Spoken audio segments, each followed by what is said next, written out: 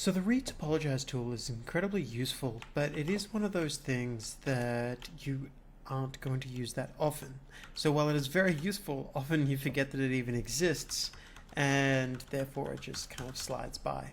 Now it essentially works by remapping the UVs such that when I paint it on, it kind of handles the projection in a slightly nicer way.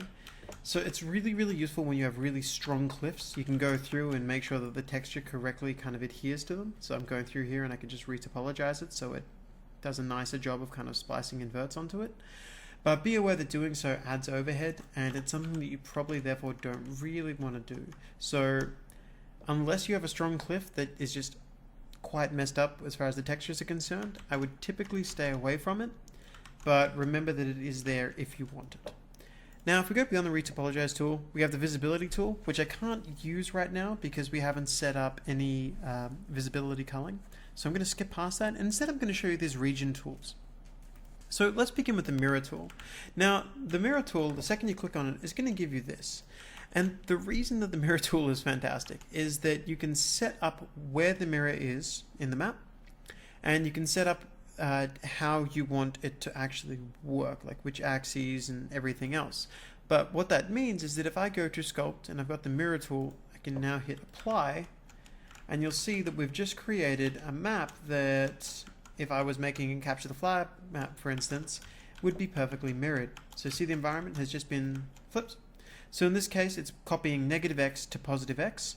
If I wanted to, though, I could copy this side over to here, and it would end up like that. Alternatively, if we wanted to, we could do some kind of interesting stuff. So you can do rotate negative X to X, which gives you this. So that has been kind of rotated around to here instead of just mirrored.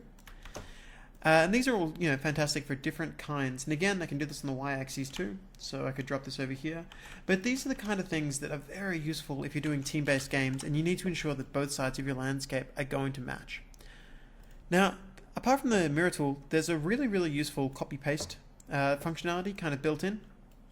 If I get my copy-paste tool and I was to start selecting a region, what I'm able to actually do is grab something and then move it to anywhere else that I want to.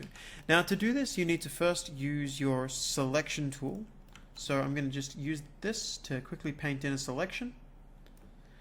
If I now hit Control C, you can see that it's done a selection and copied this area that I've just selected. It's automatically, upon hitting Control C, returned me to the copy paste tool. And if I want to, I can now actually copy the data to the gizmo. It is done. And now when we fit the gizmo to values in a selected region, so if I get this and I put this over here, I can now hit paste. So either Control V or I can click it over there. But you can see that it's now given me that as a tool. So if I hit Control Z, and I'm going to go back into editor mode, I had gameplay enabled. You can see that upon hitting Control C, it's done this. So I'll go through that one more time so you can see. I go to selection. I'm going to I'm going to select what it is. I'm just going to quickly do a shift select because I don't actually want any of that stuff there. Let's say that we wanted to copy this little mountainy hill here. We wanted to put another one of these elsewhere on the map. Control C automatically loads up the gizmo, at which point I can literally just grab it and drag it to wherever I want. So you can see that now that I've copied this in, if I wanted to, I can do some pretty cool stuff. Instead of going paste mode and setting this to both, if I hit raise, this will now only raise it up above the polys that are currently there. So in this case, it created a tiny bump unless I grab this and pull it up and then hit paste, at which point it would give me this. Again, the same thing could be done to lower. So if I wanted to, I could get this and drop it to here, hit paste, and it's only going to drop in the dips. It won't add any of the raised height. This is going to be more obvious if I was to get this and move this over to here, which is a flatter, expansive land.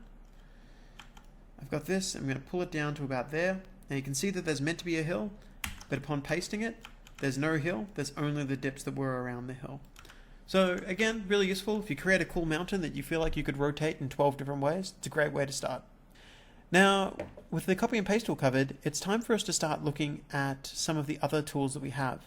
And that means that we've actually got to go into the paint section and start looking at how we can set up materials that actually work for us.